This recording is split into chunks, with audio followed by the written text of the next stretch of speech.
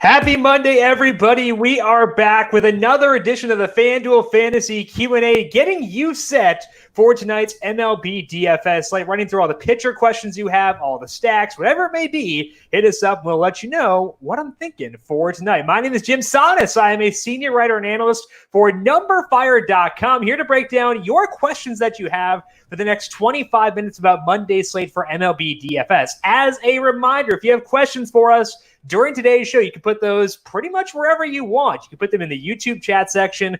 I am monitoring now. We got the Facebook Live as well. If you have questions, put those on Facebook. We're also on Twitch. Wherever you're watching, you can ask us a question. We'll try to get to as many as we can throughout today's show. The big question for today is, what in the world do you do at pitcher? Because there's no real definitive answer at that position. We do have Patrick Corbin, who is always enticing for sure. High strikeout guy.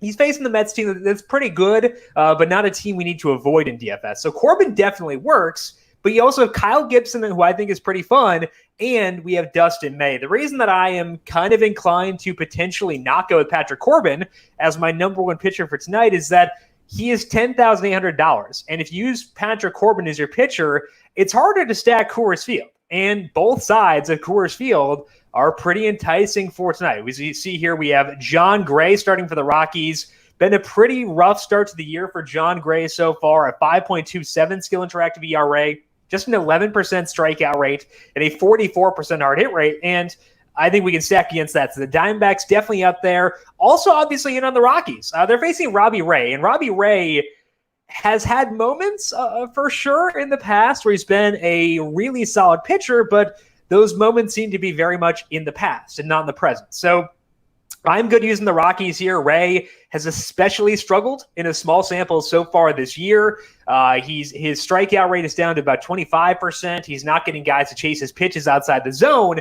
So I think that the Diamondbacks are the number one stack. The Rockies are the number two stack. And if you want to load up on Coors Field, it's hard to do so with Patrick Corbin. So I think my main focus at pitcher is Kyle Gibson number one and Dustin May number two. So that's where I'm kind of looking here as far as tonight goes. But if you have any questions about pitchers that you are considering, let us know. Hit us up in the YouTube chat section or on Facebook Live. We'll try to run through pitchers. I can run through my chart here, try to give you answers based on that.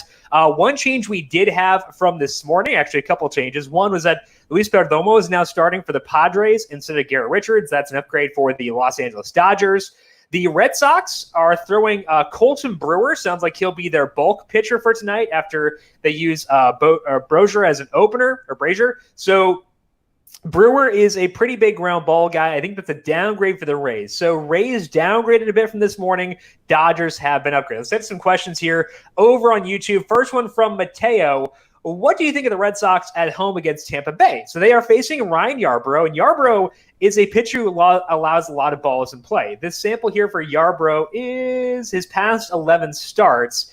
A lot of changeups for Yarbrough in that time, a 20% strikeout rate, of 5% walk rate, which means he's letting up a ball in play about 75% of the time. It's a really big number, and normally that could lead me to stacking against him. But the good thing that Yarbrough has done is he's limited hard contact. So the Red Sox are not a stack that stand out to me. I think that because of the number of balls in play that Yarbrough allows, you can justify stacking them for sure. And there is a path to upside, but I think that it's not my favorite stack by any means. And if I'm going with and I think because there are so many stacks that do stand out to me, the Red Sox are probably not a team I will get to for tonight.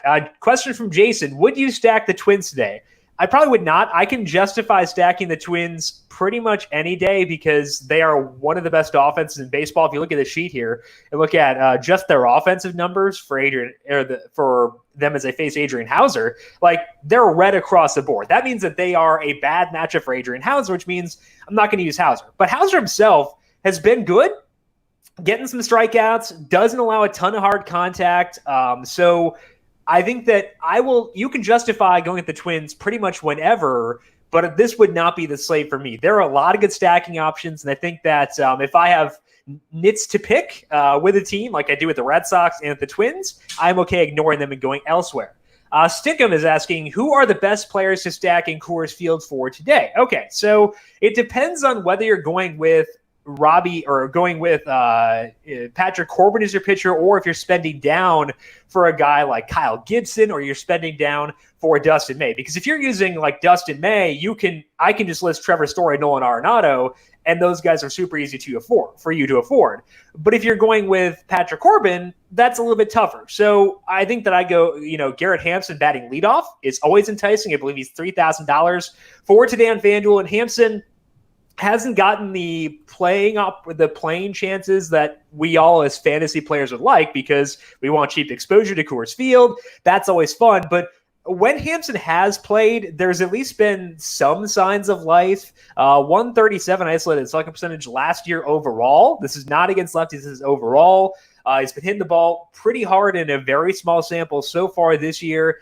Let's go to Hanson here against lefties and see what he's done there, because he is facing a lefty today with Robbie Ray. Mentioned that the Diamondbacks are my preferred side, but do still like the Rockies. Against lefties in his career, 152 ISO for Garrett Hanson. It's not like the best, but when you're batting leadoff at Coors Field for $3,000, which is effectively the minimum salary at Coors Field, there are a couple of guys who get down to $2,500, but it's effectively the minimum. I'll take that. He also has stolen base juice, so less so against lefties than against righties, but always in play there. So I would say that Garrett Hanson is someone you can use regardless of where you go to pitcher. He makes it easier to afford Story and Arenado when you are going with May and Gibson. So I think that if you're looking for like a number one player to me in Coors Field, I'd probably go Garrett Hanson. But on the Diamondback side, no lineup yet for the Diamondbacks, but Cole Calhoun has been batting second against righties basically this entire season. Calhoun, $3,300 against righties since the start of last year. We see that he has, I'm looking. Okay, 45% hard hit rate and a 38% fly ball rate. So I would say that Hanson is 1, Calhoun 2, as far as guys who are super easy to afford within that Coors Field stat. Nat stack against Steven Matz. So Steven Matz has he's cutting down on his slider usage in order to ease up the tension on his elbow, it sounds like. At least that's the explanation that I read. These numbers are from his starts this year. A 3.93 skill interactive ERA, 21% strikeout rate, 5% walk rate. None of those numbers are bad. And the Nationals, with Anthony Rendon being gone, still a good offense, and they have a lot of righties in their lineup for today, so maybe you could go with them as like some value options. So I think you could justify going to the Nationals for value, but they're definitely not a team that stands out. And again, my refrain here has been, because there are so many good stacks, I need that team to really pop for me. The Nationals, while being okay with guys like maybe Starlin Castro, I think that Howie Kendrick is batting pretty high in the order for them too. Like, they're okay. Josh Harrison's randomly in there too. They're not a team that really stands out to me. So they're pretty low on my priority list for today. Okay, would you downgrade the White Sox with Robert sitting? Yes. So Luis Robert is a very good player. He's been awesome to open up the year. And anytime you lose a high-powered hitter, it's going to be a downgrade for your offense. So it's not just Robert who is sitting. It's also Edwin Encarnacion who's banged up. So you don't have two of the more viable hitters within that White Sox lineup. That's definitely something that constitutes a downgrade. Now, with Encarnacion, the playing time going down there, we have seen Nomar Mazara come back. He's not someone I tended to use all that often in Texas. Now gets a park factor downgrade from where he was in Texas back in the day. So you can still stack the White Sox, I would say. Yoan Moncada is always one of the highest upside players on pretty much every slate, especially against a righty. Fulmer did not look good in that first start this year, so you can definitely still go with the White Sox. But yes, having Robert sit and not having Encarnacion, two pretty big dings and knocks down for that White Sox offense. Tony is asking on Facebook, can I stack the JDs today? JD Martinez and JD Davis. I've gotten questions about, can I use JD today? And because my brain is so focused on JD Davis always, I always maybe they mean JD Davis, not JD Martinez. Okay, so JD Davis is facing Ryan Yarbrough. That's a lefty. I think as a one-off play, that definitely works. On the Mets side, he's facing Patrick Corbin. That's tough. So JD Martinez, yes. JD Davis, probably not. And Tony, I love JD Davis, as always. So if I could justify a way to get JD Davis in my lineup, I would. But I think for today, this is that one day where we'll let him slide just this one time. Ray is asking, in general, do you believe in fading these Coors Field games in large field tournaments? I think that it depends. I guess the way that I would say it, Ray, is I get the thought process there because you are host man Mike is commenting. I'm guessing that's Mike Liesenfelder. Hello, Mike. From the Wisconsin Woodchucks days. Go Chucks. JD Davis playing his college ball when he was at Cal State Fullerton, his summer college ball with the Wisconsin Woodchucks in Wausau, Wisconsin. I was a play-by-play guy. Obviously, I was not playing, but I'm assuming that's Mike, hostman Mike. The handle gives it away there. But yeah, go Chucks, Mike, JD Davis.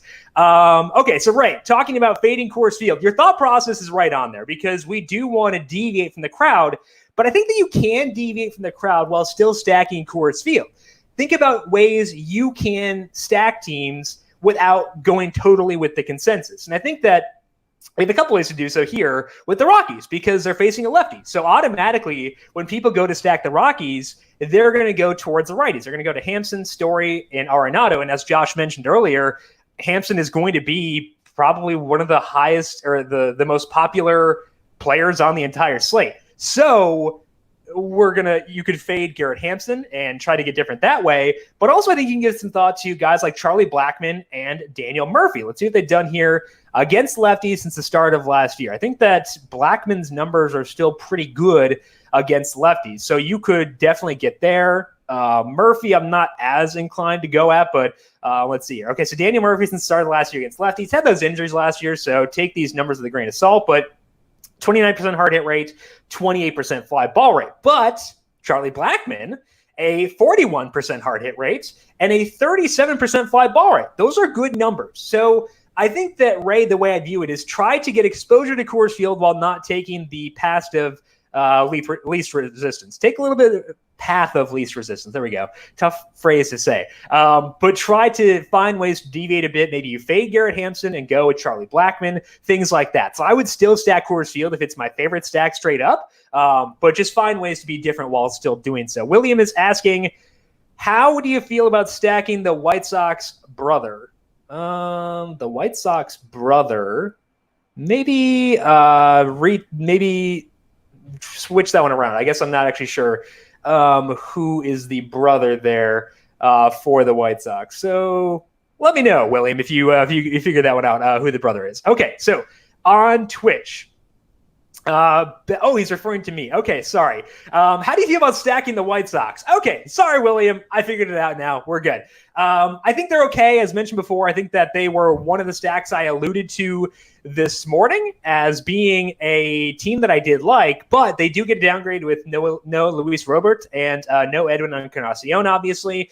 So a downgrade for them, but still a team I'd be willing to stack. We've been talking about the Red Sox and the Twins. I would rank the White Sox above those teams, even with the other guys being taken out. So hopefully that answers your question. Sorry about the confusion there, William.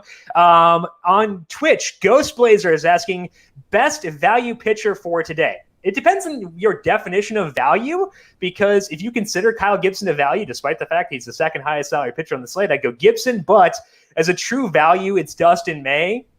May's swinging strike rate says that his strikeout rate, where it is right now, is going to come down, but I think that we may see a break in that coming down because he's facing the Padres. The Padres have been awesome this year, but they will still strike out. Looking at their active roster since the start of last year, a 25% strikeout rate versus righties, still just 91 WRC plus. I'd assume that number will go up as the sample expands because they've been hitting really well, but still not an offense we need to fear as of yet. High strikeout team.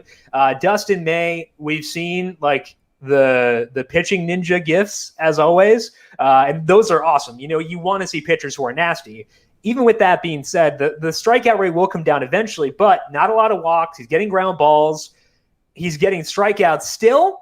So I think that I'm willing to go there. I just think that eventually the strikeout will come down. But for tonight, $7,500 at home, facing a high strikeout team, that's enough for me to go at Dustin May. So Dustin May is my favorite value pitcher for tonight. Yevgeny is asking, do you ever look at BVP, see Blackmon versus Ray numbers? So I do not. And the reason I do not look at BVP is A, it's a small sample, but B, it's also not a super relevant sample. Like, Yevgeny, if you gave me 60 plate appearances between Charlie Blackmon and Robbie Ray in 2020, I would find value in that because there is value to having seen a pitcher a lot of times. You know what they're doing. You're familiar with their stuff. And sometimes you just see the ball really well out of a pitcher's hands. So like in a vacuum, BVP would be valuable data because sometimes there are just pitchers you have a good read on.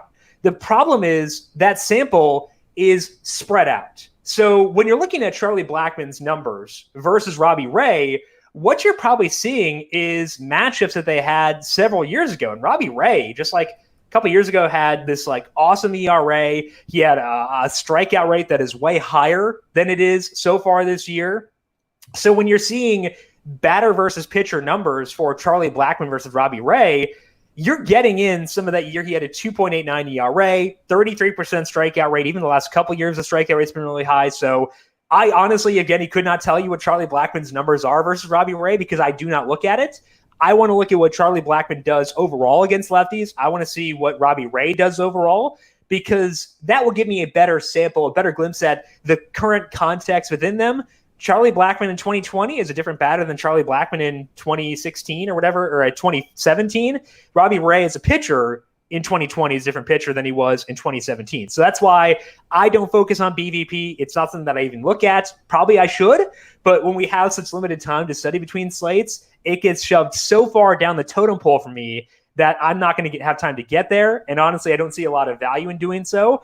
So hopefully that explains why. It's a small sample, and the sample draws in numbers from a long time in the past, and I don't want to do that. It's the same thing like, I know at least a couple of you are NASCAR people. Like that's why I don't look at what a driver has done at a track like a long time ago. Things are very different now. The context is very different. BVP is the exact same thing. So that's the reason there.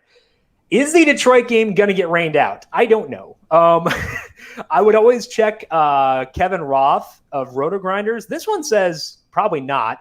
We pull from Dark Sky Weather, so maybe other sources disagree, but at least based on the Dark Sky Weather, it does not look like that game will get rained out. Okay. Hard for tiers to have to pick between Blackmon, Story, or Arenado. I only got two lineups. I'm taking Blackmon and Story. Yeah, okay. So I think that makes sense. And again, kind of goes back to what we were talking about before, where if you have two lineups, you want to try to find a way to get different. And using Charlie Blackmon in a Coors Field stack is a way to do so. He's not going to be like 5% of rosters or anything, but he will be on probably half the rosters that Story and Arenado are. So I think that's one way to help you be a little bit different there. Josh says, agree on BVP. So many factors spread over a long sample. Yeah, it's the long sample and the small sample that really turns me off of BVP. Is Detroit going to get postponed or what? Though, for real, bugging ruins everything. Yeah, I think, like I said, I think that game is okay, unless there's something I haven't heard of. I have to pop into these streams about 3:45, so if there's been news that's happened after that, I wouldn't know about it. So if there's something outside of weather, let me know there. William is asking, do you think Fernando Tatis Jr. is worth the price to put in the lineup for today? So he's facing Dustin May, and I think that because Tatis was so good over the weekend, got so many headlines, justifiably so over the weekend, he's probably going to be more popular than he should, even though Dustin May, I would assume, will probably be potentially the most popular pitcher on tonight's slate.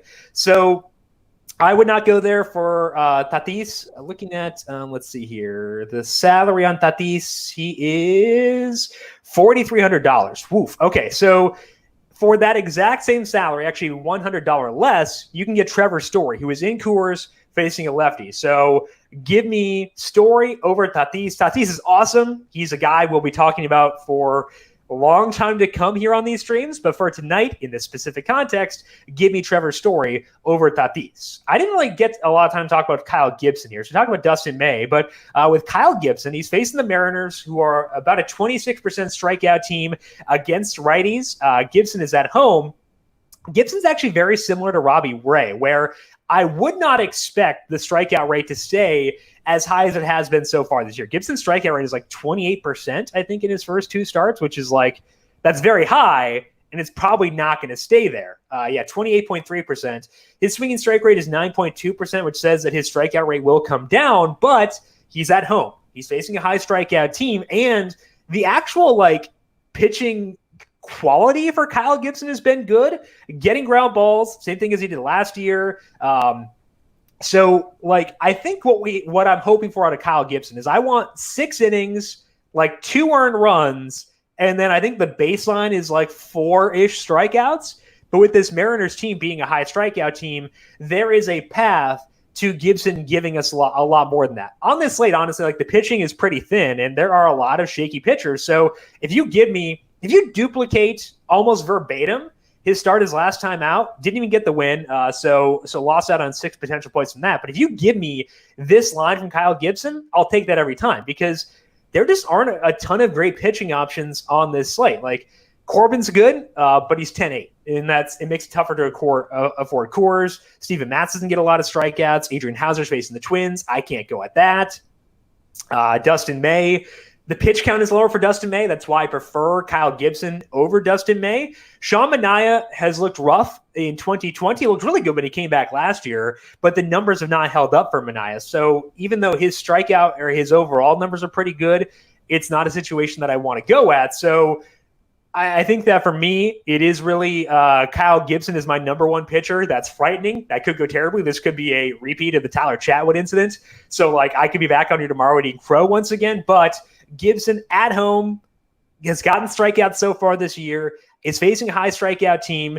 The pitch count is really good for Gibson too. He's over 100 his last time out. So I think Gibson's my number 1, May my number 2, Patrick Corbin my number 3. Josh is asking, did I miss the top stack if fading Coors Field? Okay, so Coors is number 1 for me, both sides of it. The Diamondbacks 1, the Rockies 2. I think it depends on where you need to go, Josh. If you need value, I like the Rangers. They're facing Justin Dunn. Dunn is a pitcher I believe in long-term, and I think that eventually he's going to figure things out, probably be a really good pitcher for a long time. Just not there yet, and it makes sense. Like, he's getting called up basically from Double-A. I know he pitched at the end of last year too, but wasn't a full-on starting role. So eventually it's going to click for him. This Rangers offense is pretty bad, honestly, but I think they can get to done. So I would say the Rangers are the top stack if you need some value. I haven't seen their lineup yet, but if Willie Calhoun is in it at $2,400, like he is just a massive, massive value. So I would say the Rangers if you need some value. If you don't need value, I'm going with the Astros. They're facing Logan Webb. Webb's kind of similar to Dunn, where like long-term he's probably going to be a good pitcher, but right now doesn't get enough strikeouts. The ground ball rate is decent, but not good enough to make me afraid. So Rangers if you need value, Josh, and if you have the salary flexibility to spend up, I would go Astros as my number 1 stack outside of that. William is asking, do you think Jose Abreu will get a few hits today after Fulmer choked last start? Jose Abreu is not really my number 1 guy when it comes to stacking the White Sox. Let's pull up his numbers here, because I actually prefer Yasmani Grandal, who is technically the same position on FanDuel. I like Grandal because the fly ball rate tends to be really high for him, or for Abreu will lag a little bit, I guess. Yeah, Abreu 34% since the start of last year. Grandal is 35%, so it's not like it's a huge difference. Abreu about the same strikeout rate. Grandal's hard hit rate a little bit higher. So honestly, the difference between them is not all that much. But then you get out of Kyle Gibson, and we just go to the White Sox here, and you see that Abreu is actually a little bit more expensive. He is $3,100, whereas Grandal is $2,800. So I think that Abreu is a good play, but if I had to choose between him or Yasmani Grandal, I'd probably go Grandal. I think that the $300 salary savings can go a long way on this slate, especially when we're trying to jam in Coors Field. So I would say Grandal by a hair over Abreu for tonight for me within that White Sox stack. But honestly, like I said, I think the White Sox are still good. They just get a downgrade with Robert sitting for today.